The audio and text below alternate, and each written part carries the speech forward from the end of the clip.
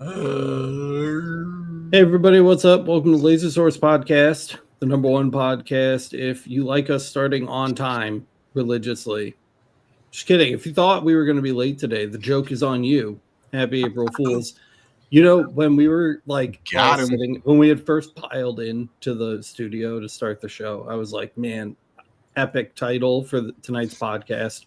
BJJCZ ceases production of EasyCAD 2 board. But it was way too late. That ship had like long sailed at that point, but that would have been a solid one. Maybe next year.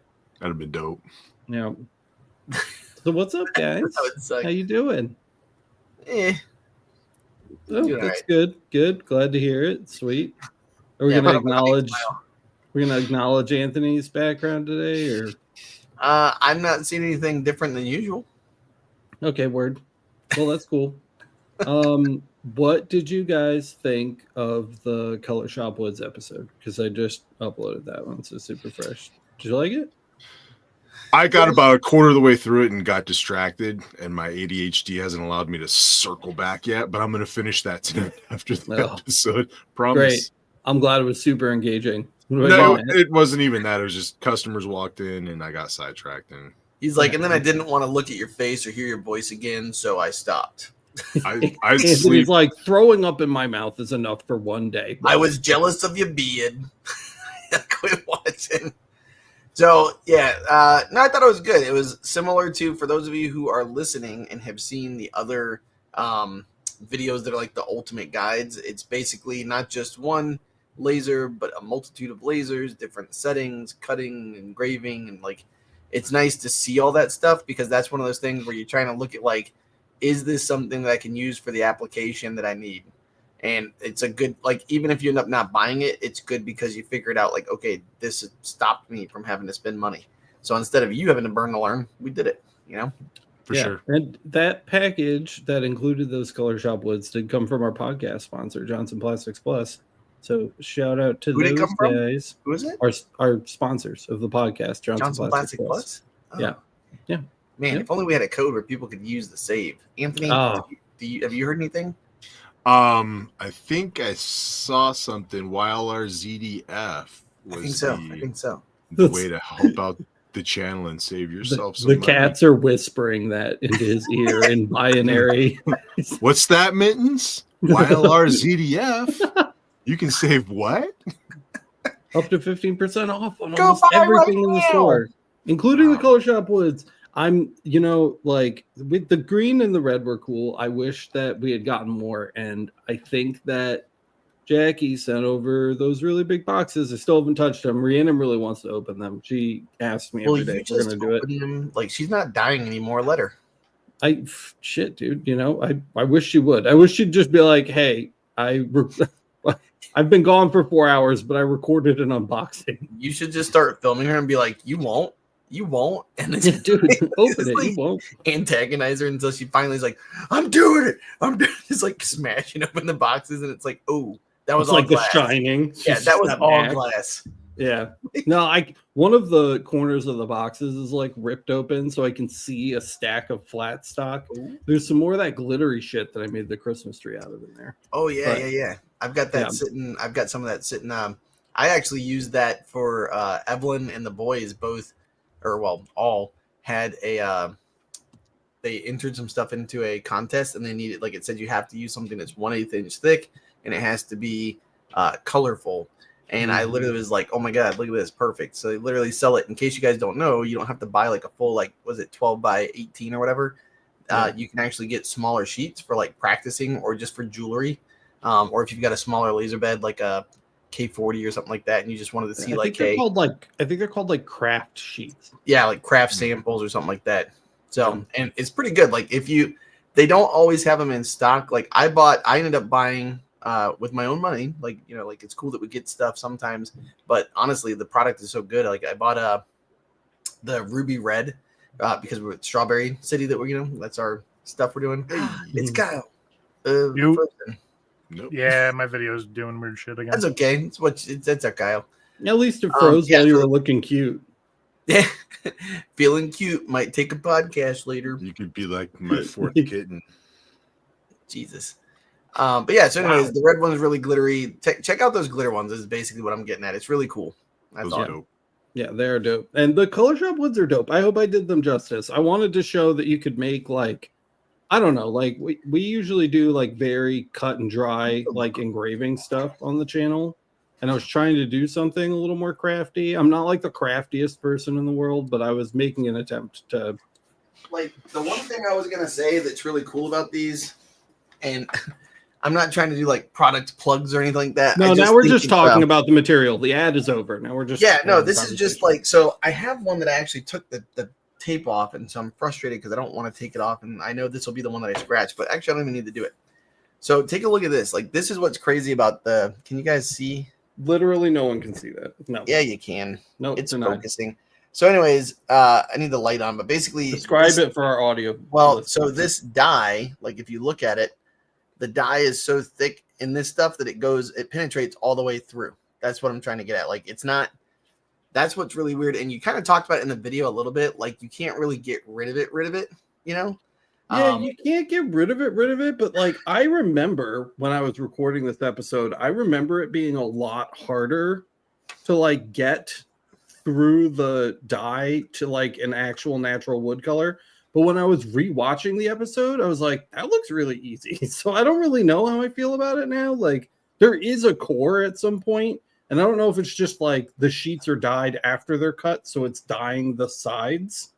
But like, there is a core somewhere in there that looks like natural wood. That's what I was trying to show you. Let me zoom in. So here we go. We'll zoom. So there you go. So that's the core right there, right? It's zooming in on my face. Stupid let me make you get there. There you go. There you go. So you can see like how deep the color goes on the side there. Yeah. Versus like, so this is the actual side of the product. Mm-hmm. And how deep, Matt? So deep.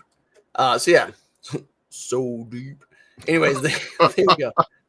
So that's it. That's what I'm trying to show you guys, and it won't show. It's like focusing on my face.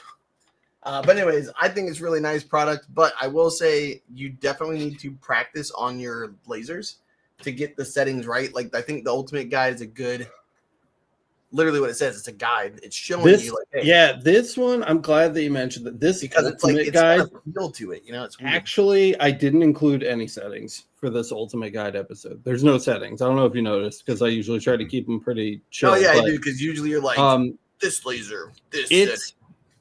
Everything that I did with this material that I thought was remotely interesting was cut, not mark, and I didn't really find the mark settings like relevant, so I just didn't include them. And the cut stuff is just like add power till it cuts. I mean, like, how difficult is it to find a cut setting, you know? So I just kind of like skipped it and spent more time on the projects and less time on like the settings list than I usually do, just because I didn't find it super relevant for this material. I really think it's strongly suited for like cut projects. So yeah, and it's good like for the apple that you made with my name on it or whatever. Yeah, and it's good for contrast pieces. If you're doing layered stuff, like it's kind of good for that gift you made me or whatever. Yeah, any stupid thing that you want to do like that. What about that? Come on, the Hello World sign, 100% done on the F1. That was cool. That's pretty decent. Anthony's like, I don't know what you're talking about, but I will not allow. No, I think I remember. I made it to that part, if I remember. Yeah, correctly. I just love like the 4 lasers, or what, you know, having like each wavelength being emphasized in those videos is probably like my favorite part of it. We've had multiple comments now that are like, "Why is everybody on time?" It's like April Fools, got him again. Got him. There's only 4 likes because everybody's in shock. They've like fallen out of their chair and they can't press the like button. They're like foaming at the mouth and like seizuring. Yeah. I've fallen and I can't get up. Oh, now we got 12. Okay. I guess they came back. Like somebody like hit them with the epinephrine pen. Yeah. What are the salt things that they like break smelling salts. Yeah. Yep. Wake them up. Hey. With some ammonia. Here's this. Here's popping one of these guys to you guys. Hey. So anyway, long story short, shout out to the podcast sponsor, Johnson Plastics Plus. I have more to unbox from them, and that will be airing very soon, because it needs to get done. So that's it. Oh my God, cubing. He's trying his best over there to type. Said he had a stroke. I know. So we're going. Hard reset. Anyway, so what have you guys been up to, man? You did the video this week. What are you guys doing? I just jumped right in. What's up? I've got like a handful of projects that I've been working on. Fire department dropped off like like those ring boxes, the walnut ones. Well, they brought in a watch box that was like a big clamshell walnut deal that was like huge and had a watch in it. So for like the what's it called? The union members, I guess they're getting new members. They're going to get like a watch, and the watch box is part of their like welcome gift or whatever. So that was the first time we've done that. I've done a lot of work with those guys, but that was the first time doing that particular project. So hopefully, is it like a glass top? No, it's just solid walnut. Just solid walnut. Mm-hmm. What are you putting on it? Just the FD kind of shield thing? The kind of like cross with the union name inside of it. And then I screwed up because this was something he dropped off a while back, but it was like not a rush project. But then he's like, hey, you got that done yet? And he wanted like the local 607 put on the top with it, and I forgot. So he's like, hey, did you happen to put that on there? And I was like, but we ended up doing like the front lip of the lid. And I think it looks way better that way anyhow, because you have like the big, like nicely spaced out design on the top of the box. And then when you look at it from the front where it opens up, it's on the local 607s on the lid. And I think it turned out great, really. It makes more sense.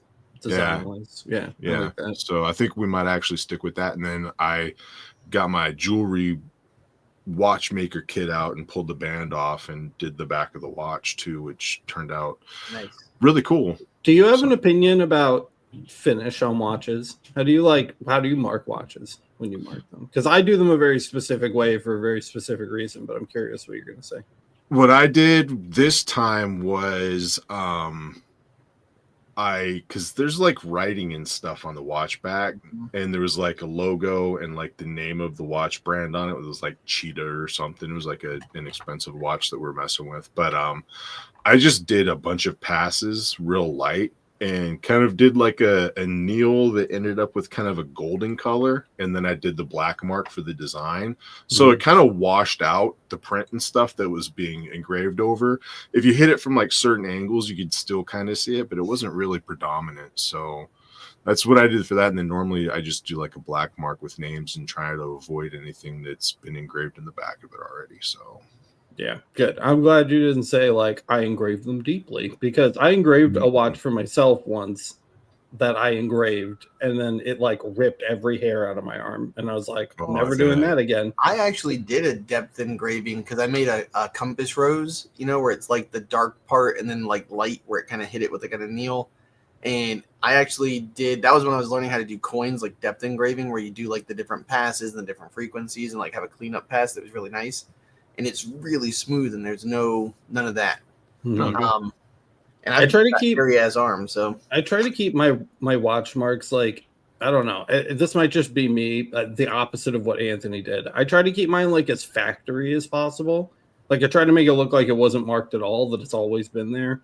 And I'll switch back and forth depending on what's already on the back of the watch between like a Z mark or the white finish without anything else. Or like I'll do a white finish with an anneal on top just to like give it just a little something in an anneal, and I'll just call it there. But I try to like match it. I don't usually want it to like stand out and be obnoxious unless it's like requested. I was going to say that's exactly, I'm glad you said the last part, because I'm trying to think I've only done it for 5 customers, because like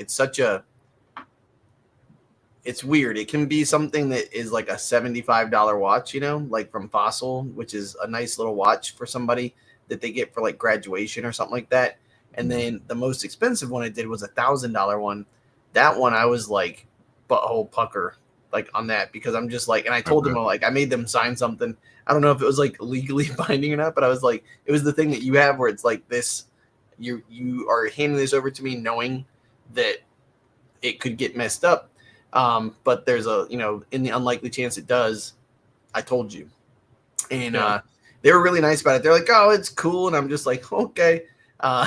So I did it, and I hit it with Z mark, and it actually ended up having a little bit of depth to it, but it was stainless steel, and it wasn't it was like a flat stainless steel. So honestly, it wasn't that big of a deal. I kind of lightened up the frequency and power just a tiny bit, and it smoothed it out to where there was like almost no texture on it. But they loved it, and they wanted black. Like, they wanted that contrast. Otherwise, I would have absolutely done kind of like you said, white. Like, that's to me the safest way to go, where you're not gonna like destroy in a blade. So I really like, dude, my watch confidence is like astronomically high. I'm just like, I don't know. I'm afraid of expensive stuff. A grand is a grand. I'm afraid of expensive stuff all the time, dude. But like watches, I just don't even like think while I do them anymore. I can do them Alex blindfolded. Like Rolex, Schmolex, put it under the laser. Yeah, for real. I've only done a few, so I'm still kind of like cutting my teeth on watches, but yeah, it was cool. And then I have a local saw company that makes like the giant like sawmill blades, the big band ones. Those are all fun. That's sick to do. Yeah, this guy, he's gone 10 years with this company. It's like a mom and pop company, and so they took like a 10 by 16 chunk out of one of those blades and had me like do an award plaque kind of deal on it. So nice. That engraved really nicely, and the black mark that came out on it was like phenomenal. The first pass, it just turned jet black. How big of a mark did you do on that? It was, I had to do it in like the main piece and then a little bit on the edges with my 300 lens. So it was like 14 inches wide. And so you did your main piece and then you did your side pieces. Yeah, there was like 3 letters on the left hand side and then like 5 letters on the right hand side that just didn't fit perfectly. So it was like, it was butter, but yeah, it turned out really nice. And then he gave me a couple knives that one of his coworkers, they make knives out of the blades, the saw blades. And then he like hand carves wood handles, and there's like copper rivets that go through. Dude, such nice knives. I'll post some pictures on the Discord and share it, because like it's a legit cool little piece of handiwork. Yeah, that's cool. Those are cool projects, dude. Mm-hmm. Like, I've had some of those weird situations like that, and what I've done is I set up a jig or like a fixture on the left hand side, like a 90-degree, and then I did one on the right hand side, and I just put a screw down, like basically like a peg almost, so that you could like put it here, put it there. But like I used my XY table on that. So nice, very cool. Yeah, I just set it down, centered it, and then That's like dope. when I was done with the main body of it, I just like moved it over like 60-70 millimeters so that it just catch the edge of the field, and then and nothing gets over. moved. You just that's dope. Yeah, and it moves perfectly straight. It's a nice table. So I was stoked. A job that we just took at the shop, Rihanna just accepted a job for 60 like of the, you know, the like really tiny little keepsake grandpa like buck knives with like brass bits on the ends. There's like 60 of them, and I feel like I should make content out of it, but I don't really know like how I would structure that episode or what I would call it. Are they doing the wood? Are they doing the steel? Like, what are they doing? That is a good question. I know they're doing a little, I think it's like a little teen, and these are small. They're like this big folded and like this big. Is it the one that kind of opens like this and this, and it's like teeny tiny? No, they're like, it's literally just one, and they're like itty bitty thin little nothing. Maybe selecting the right laser for the job would be a good one. Yeah, like, that'd be kind of neat, because like if it's going to be wood, you could do the UV or steel, because if it's that small of a thing and you need, you know, are you just putting letters on there? Because that could be fiber, or that could be CO2 galvo. And then like you could talk about like, because we always talk about like the really nitty gritty, like the dot size is 0.03, like all that stuff. Like literally just like picking the right laser for this project. What do you think? Another thing is we just got a question on the LMA actually about doing repetitious jobs and how to prep for them and what the best tools to do that with.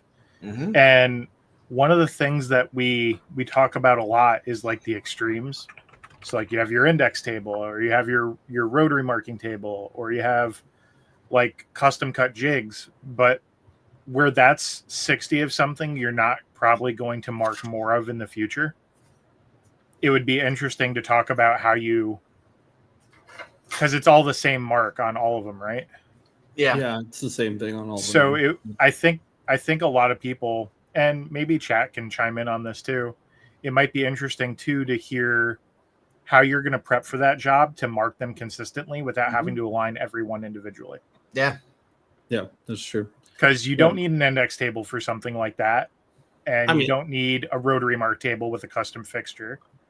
You're probably going to use your fences, right? Yeah, I wasn't even probably going to go all the way to fences. I was probably just going to do like pegs. If you get like 2 or 3 pegs in smart places, that's all you need. So that's how I usually do it. So that's how I would do it, unless the people wanted to see something different. But I agree. If chat has any suggestions about how they'd like to see that handled, like, I'm willing to do it. But I just thought it was interesting. It's an interesting job, but I don't know why. So I'm definitely. I think that's kind of like going back to what Kyle said. That's pretty funny too, because Michael does like the putty sometimes. He does the rice. I use the little, just the thumb screws, and like literally right now I've got this. Yeah, can you switch it back? I saw you had a camera up over it. Yeah, I can. That's still there. Yeah, I get it. I want to get a look at that because I was checking that out when you signed into the call and then you changed it and I couldn't see it anymore. Well, so this is actually my fiber laser. So this was what I was using to do all the name tags, and you can literally see the dust where the name tags are. And so this, I just put it here. It's got a little bit of actually there's no play at all. Never mind. So this is just put down here. I had the exhaust there, and then taking a look over here, let's see if I can actually figure out how to do this where you guys can see it. Okay. Can you see it or no? Sure. We can see that you're fantastic. Point. Oh, nice. Hold on. I got to undo the elbows. We're going nuts here. We're going live. This is like a voice stream. Are you guys still there? Is my laser on? Yeah. You shot me with the laser. So right there, basically this is where I just would put the bottom. So this is actually where I did my glasses the other day. So I have my glasses here that I did a whole bunch of, right? Oh my God. There we go. So I've got the glasses like that. I was doing the bottom of them. And so this is actually being pushed on this way by my exhaust. And this is now set in place. So even when I push against it, there's nothing there. So I just would slide it there. I know it's in place. That's it. So that's just a simple little L bracket that you're cornering the cover. Yeah, that's a 3D printed plastic, 15-cent, 90-degree bracket. Yeah. So, and that's basically it. And then the other thing, I had this that I bought from Jason Reif ages ago for all kinds of stuff. I use this for tons of stuff, man. And I put it here. I guess you guys can't see that. But basically, it just goes right into your bed. It's a V-shaped glass holder that has little fingers on it, and Matt has 2 machine screws halfway screwed into the base so that he can slide the fingers in and out between the screws to lock it into place. Yeah, and so basically these have the vertical mount. So basically if you have something that has a taper to it, there is a second piece like this. And actually now he has these on his website. They're not 3D printed anymore. They're made out of, I think, aluminum, like the billet aluminum, which is really, really nice. And for $50 or $60, they're pretty dope. So lots of really quick, easy ways. Another thing, I've showed this before, but this is something I printed on the bamboo printer. I really do feel like voice right there you go. All right. So that's a 3D printed pin jig. So basically they just slide into the top, go down to the base, and you put them in there and you're good to go. Right. Nice. Yeah. So there's all kinds, like Kyle was saying, there's a million different ways to do that. So, all right, you can take it off my camera now. Done and done. Yeah. With your little cup L thing that you have going on over there, did you find that the inconsistency of the glass manufacturing came into play while you were using that to get the bottom of the cups lined up? Because whenever I do glasses, 100%. Yeah, I feel like they're just made randomly, Yeah, so you're not wrong. They're not made randomly. They're just Like you can see this one here is going over to the left, even though it's sitting 100% flat right now, right? Yeah, So it's clearly visible. If you can't see that now, you should be able to. Yeah. So this is sitting flat, but because of this, what would happen is, and this is where that's why I have this sitting here, you can kind of always get the same mark. And if you know, it never really changes the whole way around, right? Like it always stays right there. But knowing that, I know which side of the glass is going to be the one that's going to have like the off center, or not the off center mark, but basically the out of focus mark. And so what I would do is I would let the laser go for like 3 seconds. I would literally count 1, 2, 3, hit stop, hit 1, 2, 3, and do it a third time. And then as you let it go again, everything else comes out just the same. And it's kind of silly, but I only had to do 20 of them, so who cares? I've done that. Yeah, and the other thing is this glass cost $1, and I was selling them for $12 a piece. So I will do the 3 second count 3 times, no problem, because that's a lot of money to just sit there and not know how to do that, you know? So yeah, it's cool. And then let's see, I think stuff that I'm working on currently. Actually, this is one of those things where like we talk about looking for work, you know, while you're out and about. I actually went to my parents' house to drop my kids off, and they have an HOA where there's 20 mailboxes, and they literally had things this size. So this is just that the row mark that we talked about. They had 22-inch by 1-inch pieces, and they looked like hot garbage. I mean, they literally had you guys know, I think I told you my parents' house flooded along with their whole neighborhood. So it was basically like, I don't know, I think it was 6 feet up. So like all of it, everything was destroyed. And that includes like the stuff by the mailboxes. So I just happened to drive in the other day and I saw it and I was like, hey, you know what? For like $5 a piece, there's 20 of them. I could do it for $100 and then have them all set up. I'll put double-sided tape on it. I'll come do it all. I'll pry off the old ones and even put them on there. Because there's a lot of older people in the neighborhood, and it's just like they said yes. So I think I think I'm you got making an HOA to approve something. That's awesome. Yeah. But there's only 20 of them who live in that neighborhood. So it's just one of those things where it's like, that's one of those things where it's just a really quick, easy thing to do. And you're helping people out a little bit. And like, you know, the nice thing in there, that neighborhood has a lot of business owners. Like there's 3 different companies who own very large corporations here. One's a trucking person. My thought was if I can do something little like this and get my foot in the door, because I was actually, the HOA meeting brought my company up and they talked about it. My friend, my parents live there, but they're not on the board. My old friend who used to work with me is on the board. And she was one of the people like, yeah, I've actually seen his work. He's done trophies. He's done all kinds of stuff. He's good. That's where you get your name into that group. And that's one of those things where when they own a trucking company, they literally by law have to have things put all over the place for signage. And that's one of those things where, I mean, if I can do signs, number and all that. Yeah, if I can do signs out of this stuff in seconds and make like $10, $20 a piece, and there's a couple hundred of them, like that's where it's like, hey, let me do this cheap. You know my name. And then my thought was, I don't know about you guys, but I was thinking about making them some glasses or something just to take over and be like, hey, thanks. Why not? Give them an HOA with their name on it. So anyways, that's pretty much it for me. Like I got all those glasses shipped out. I hate shipping glass. Like just so make sure if you bring the HOA glasses, you engrave in small print with an asterisk. This is not a bribe on each one. This is an expectation for future work. Yeah. Hashtag or something. I don't know. By the way, what's going on in chat? What do we got going on? Well, we have at least one question that nice. I'll chuck up really quick. So John Fogg says laser machine.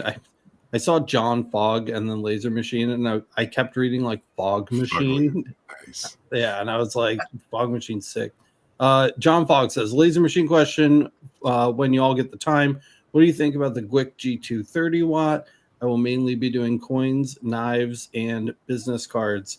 I saw it. I think it was Anthony answered in chat. I'm sure you'll want to elaborate on that, but I'm just going to throw 2 cents in really quick.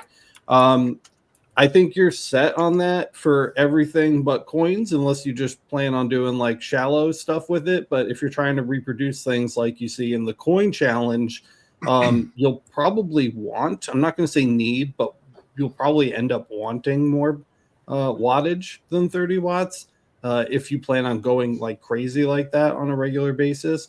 The only other thing that I'd warn about with a machine like that is you're going to be locked in on, and I'm not 100% on this, I'm like 80% sure about this, but you're going to be locked in on lens. There's probably a very slim or no selection of like lenses for you. One, because you have a limited tower height, so you're not going to be able to go higher than a certain height, which is going to exclude you from using a ton of lenses. And two, because the lens mounts are normally proprietary, and even if they're not, the off-the-shelf lenses of that size are pretty rare and hard to find consistently from reputable sellers. So those are the few things I'd warn you about. The full-size desktop lasers have much greater compatibility with off-the-shelf upgrade or replacement parts in the event that you want to fix something or swap something out. And you're really kind of cutting yourself off from that by going with a machine like this. That's not to say there aren't benefits to a machine like this. The portability is amazing. I think it's teeny tiny. You could lift it over your head with one hand, and you could take it with you places and show it off to people. It's kind of self-contained. It's got that nice little shield. It's probably got low power consumption. You could run that really easy off of like a battery pack. So if portability matters to you, this could be a great choice. But if you don't plan on being very portable with it, or you have the space for something larger, this isn't like a space thing and you're getting it because you need something really small. The larger machines just offer way more long-term flexibility than the kind of smaller, more consumer-pointed ones. And I do think that the smaller ones have their place in the market. Just be sure that that is you before pulling the trigger on the purchase, because I'm just going to say don't buy there it. are some caveats. Don't buy it. Matt's like, no, don't get it. I'm looking at it right now. I would rather say, like, kind of like what Bunny Washer said. I have a 20 watt and it was fine for your first one, but the 60 watt is so much better, and it's for $1,000 more. You can pretty much get something like a 50 watt now, I think. Mm-hmm. And the other thing that makes me a little nervous, is looking at this. I see that it's light burn compatible, but is it? Like, I don't know, because that's kind of like X-Tool is, compatible, but then it's so yeah, I don't know what card is in there. It could be some kind of weird. So that's my fear. And then you're stuck on something like CCAD or some weird thing that, like, you've got some proprietary software.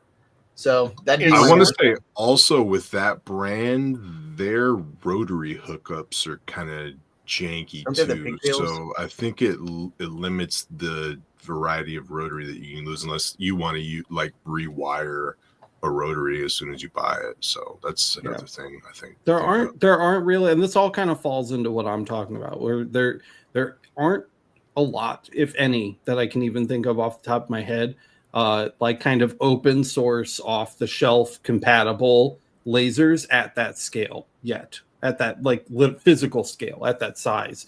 Kyle would be the one to correct me if I was wrong on that, but I'm pretty sure you really only see that kind of modularity in the design when you get up to like the desktop sized machines. So this laser, so I'm pretty sure it comes with their custom Gweek CCAD version of their software. It's a reskin of EasyCAD of a reskin of CCAD of something else. And from what I understand, you can use Lightburn with it. Don't quote me on that, but they say it at least. So what you might expect out of that is it should work, hopefully. But the thing that I'm concerned about is more about the lens. So I don't know if it is a permanent fixtured lens or if it is a replaceable like M55 or whatever. It's not a standard lens. I can tell you that. It's not an 85 millimeter. Number two, it being a Raycus source and a 20 watt, I've gotten a lot of complaints in the last month and a half about Raycus sources. Now, I do have a Raycus source in the CloudRay machine that I'm testing, and I'm going to start really power testing it again because I started getting comfortable with it again and starting to rely on it again.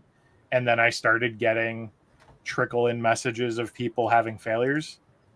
And that worries me because that source is actually the source that I replaced late last year, which is what I was alluding to when I said I was testing a company's customer service. It was CloudRay. It's a secret. There will be a video coming about that at some point. But long story short, I would probably just go a different route and spend an extra $1,000 and get a 50 or 60 watt. Yeah, and if you look at what Bunny, like to add to what Kyle said, exactly. Bunny said BSL boards. It basically means it's like a work in progress with light burn. So you're more than likely you're going to be like in the X tool situation where while it works, it's not it there. You're going to be kind of more stuck with their proprietary stuff, which who knows. So all in all, I'm just to me it would be one of those things. I feel like you'd have a fiber laser ish.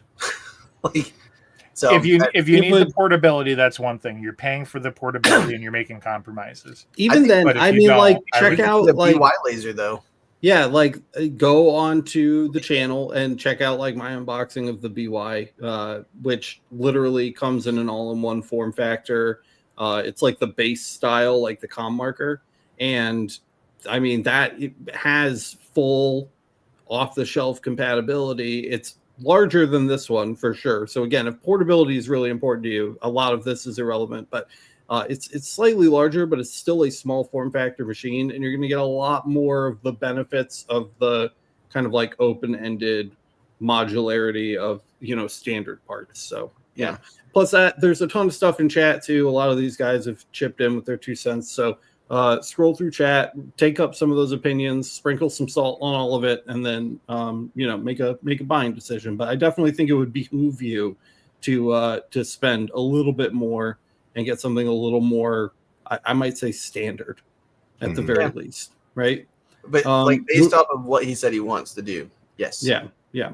Moving along here, we've got about 23 minutes left, and the second half questions are coming in right on time. MP Laser says, for engraving Romark, I get these lines in the engraving. I use an HT690 CO2 gantry.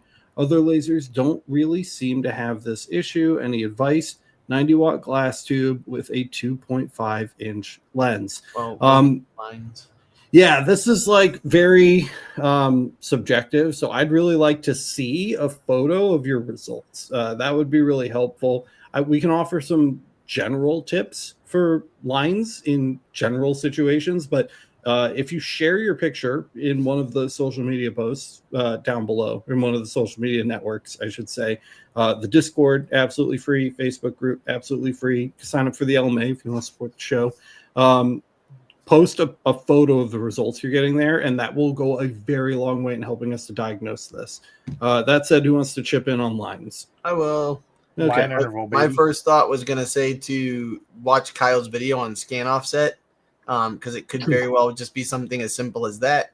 And Kyle did an amazing video. I think that thing has saved me a couple times when I was trying to line stuff up and that's in the gantry crash course, right?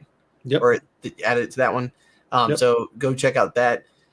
The other thing I would say too is to whenever I use the gantry CO2 to do Romark and stuff like that, I defocus just a little bit. Unless you're doing something like if you're doing something that needs a lot of precision, stay in focus. If you're not, defocus like a millimeter, try a millimeter to 2 millimeters even. And you basically, if you're just doing big fat letters or numbers, it really does a great thing to kind of wash out that kind of stuff that you might see striations and stuff from because it could also just be your belt that's going across to something pulling and not letting it go. That's just my thought. So there you go. Kyle, did you yell out line distance?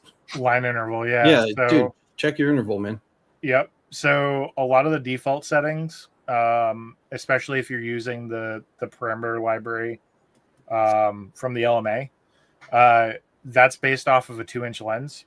And if you're already like hyper focused or defocused, and then you're using a bigger lens, and then whatever, it might be affecting your actual dot size, and you could be under or over burning depending on if it's under burning at the edges and you don't have quite enough overlap, or you have too much overlap and it's it's overburning where the overlap is or whatever. There's a lot of reasons why you could end up with lines, but at least based off of what it sounds like, I would almost bet anything it probably has something to do with your line interval. Yep. But it could also be like one random line in the middle of your job in the same spot every time you run it. And if it is something like that, please do send us a picture because, again, we will be much more effective at answering that kind of specific visual question with a reference to the problem. So good luck, MP, and we're looking forward to hearing you. Next up, Noah. Noah says, hey guys, recently purchased a 100-watt JPT MOBA M7. That's a big boy source with a 175. Is it possible to do a bright white on slate? I can get about every other shade except for white like I do on my D1 20-watt. You will get, I think that they're always, in my experience with the fiber, a little tanner, creamy, a little kind of like creamier. I don't think that precludes you from being able to get a white. I think the biggest factor in that will be your frequency. I think you need to not. So I think the creaminess, if we want to call it that, I can't believe I'm saying this right now. The creaminess of the slate is you kind of like crystallizing that rock. You're like glassing it. And it's when it's really smooth looking, you're just glassing it really, really small. So what you want to do is lower your impact on that material. That's the goal. If you want it to be brighter and you want it to be whiter, lower your impact. You can do that a variety of ways.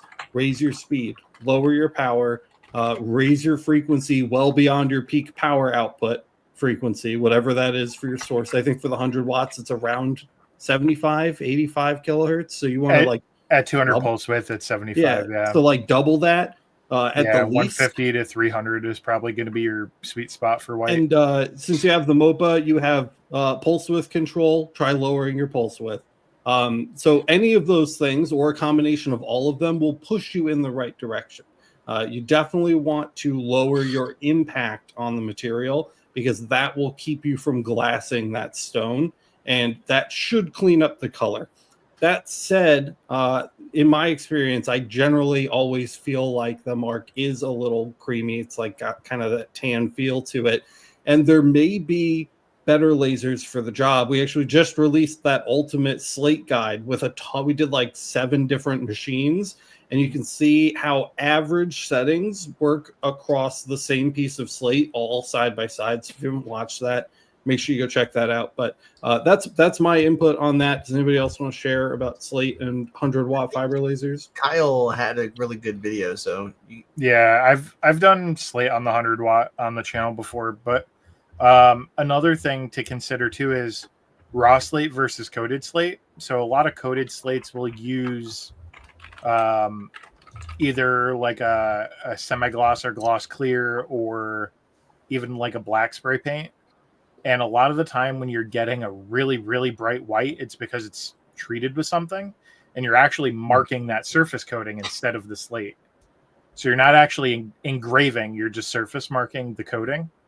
And that is another potential variable in the situation.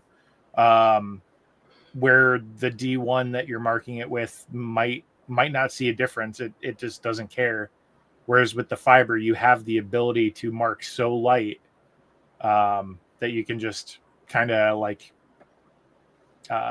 treat the coating with a surface mark. So just another thing to consider. I personally like syncing my engravings into the slate because if you brush something across it for the next 6 months, or like your kids grab it and like drag it across like one of those ceramic stones in your backyard or something, like it's still going to look like you have a mark on it rather than just being completely shaved flat. It's going to outlast a lot of things. And it also gives a place for that liquid that's sitting on top from the cup that is perspiring on it usually to also get absorbed and evaporate out later. So Just yeah, you're gonna have to play with it.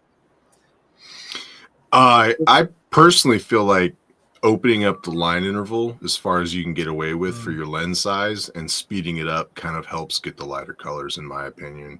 Yeah. So it's something just to kind of mess around with too. That's a good give thought. it a shot, because Yeah. it just seems like you're not stacking up the beam passing over the same area multiple times if you open up that line interval as far as you can get away with, and then you just run real fast to get through it. So, and then obviously, I mean, you can't go full beans into it, but modulate your power and find a good frequency, and I think that'll kind of help you out a little bit more too. So yeah, line interval is huge, especially if you're using like the preset libraries where everything is set to 0.025 millimeter interval.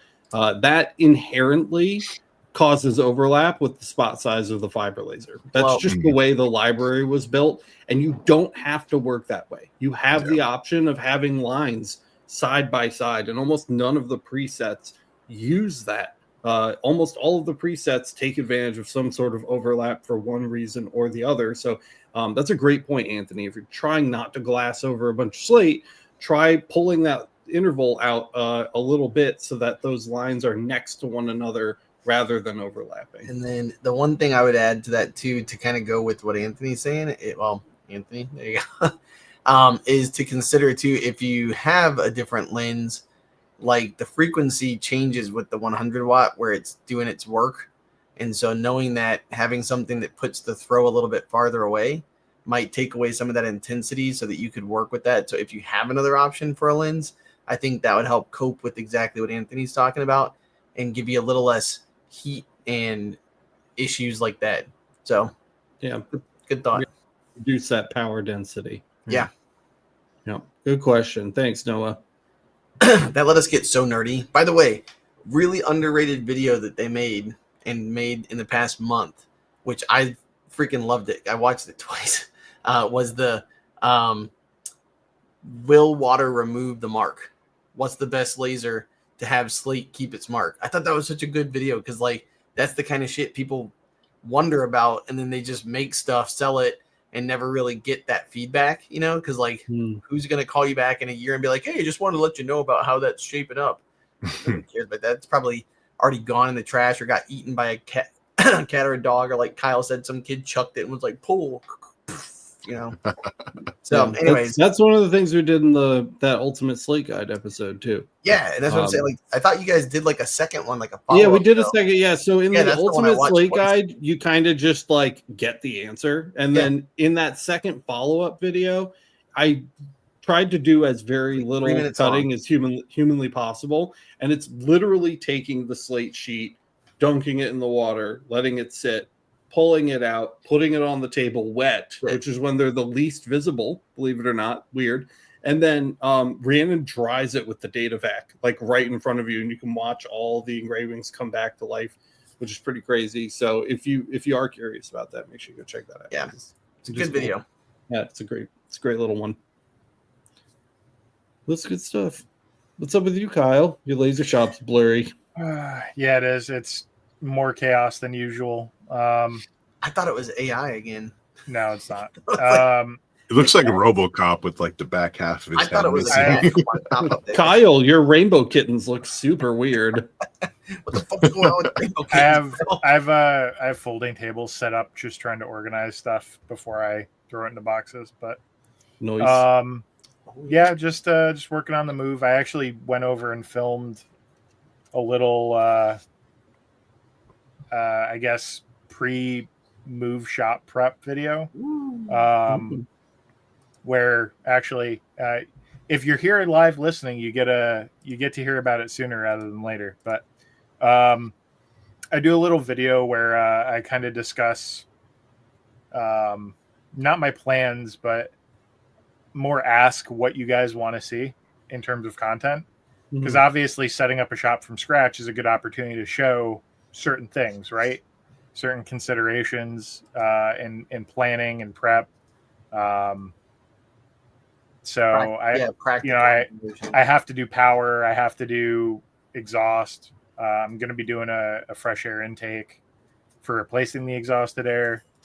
I have a lot to do, and I have a garage and 2 rooms to work in. So I have a kind of a spread out area. But if you guys are watching, think about what you would want to see or what you wish you knew before you started your engraving shop, or still want to know, or what you're just curious about seeing how I approach it, and write that in a comment for me after the show, so that I can take that into account when I'm planning my videos. Because chat goes away, comments are forever.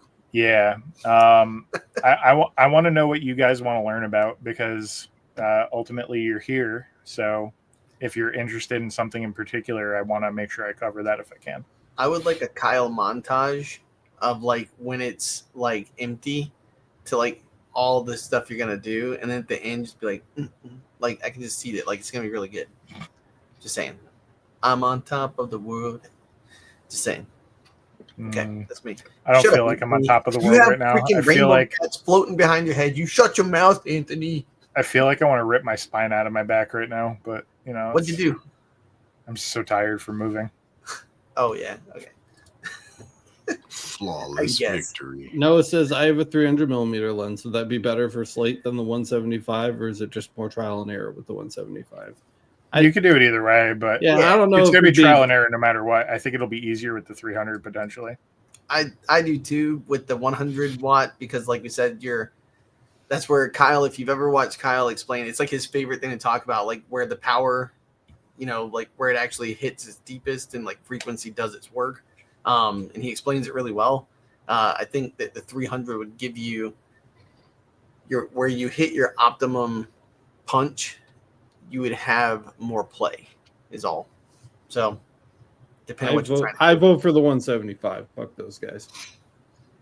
Yeah, you can go either way. It's 100% possible either way, I think. Yeah, just playing around and figuring out what you like. The nice thing is if you can figure it out on the 300 though, you can set them up 4 at a time with a T, like a cross, you know, like the little jig, and you can literally just put 4 at a time, bing bang boom. Now you're rocking socking them, saying. Valid point. Look like a really shitty Dr. Evil. Like $1 million. 1 million watts. Dude, speaking of which, I saw a Facebook ad for a Gwick 135,000 watt machine. That doesn't sound like a real thing. Yeah, it was like some giant industrial 135 kilowatt unit that they're powered by the Halion Collider. That's why I literally made a comment on the ad. I was like, so does this come with like the fusion reactor required to run this? Right? Or is that like a separate accessory? Only works in Europe or China right now. Just saying.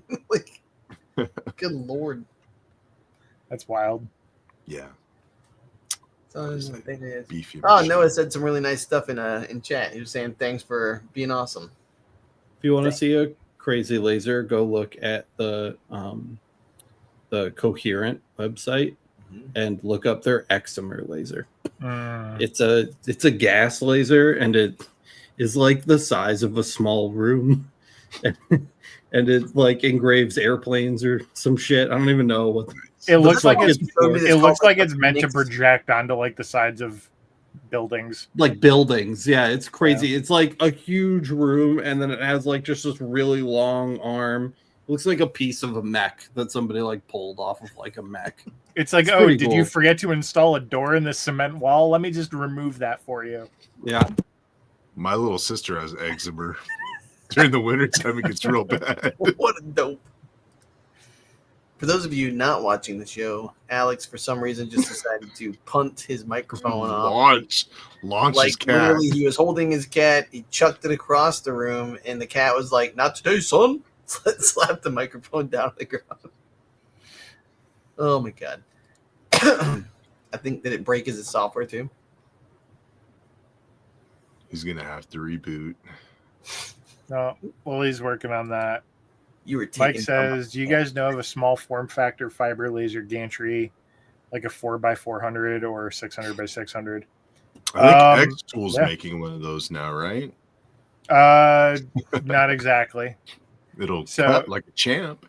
They're making like a CNC deal, I think, Yeah. right? That the head Yeah. bolts into or something. Yeah. So if you want like a dedicated fiber gantry, that's just a fiber gantry. Funny enough, OM Tech used to make, I think it was a 400 by 600, 50 watt that was meant for cutting. I don't think they make it anymore, but you could contact them and ask about it. Another option is you could reach out to somebody like Wisely, where they custom build what you want. So if you want like a 200 watt fiber cutter or a 500 watt fiber cutter with a gas assist, they build those gantries out custom for what you want. So you could do something like that. Like if all you want to do is like a couple hundred name necklaces a day or something, you could totally do that. Oh, there you go. Jack in the shop said Lasermatic has a 20 watt fiber gantry now. Oh, and it says light object. Oh yeah, that's the Rolly Gantry-matic or whatever it is, right? I think I can't remember what it's light called. object one. No idea. Oh really? Light object added one. So Can you guys see me? Yes. Nice. Unfortunately, you can see it too. So, if they added one, check them out too. Marco over there is really awesome, and their team is happy to answer questions. That's an option. I didn't realize they had the small one out already. I knew they were working on changing out some of their cutter units, but if it's available, go check it out. The nice thing too is if it's available, they probably have one on their showroom floor. You could probably fly out there and check it out before you buy it too. OMTech used to have a fiber gantry that looked like. That's what I was talking about. Oh yeah, word. OMTech. Oh, I talked about OMTech, and then I talked about you can go to Wisely. I missed and that. then we talked about Light Object. Yeah, those were cool. I would have liked to have had one of those before they stopped making them. Yeah. Oh my god, how has it already been an hour? This has been a fast one tonight. People had good questions. Yeah, so we had some solid. It was low volume but high quality. Show. A lot of stuff. The nerds. coin challenge will be wrapping up for voting this week, so be sure to keep an eye out for that. What's the theme for April?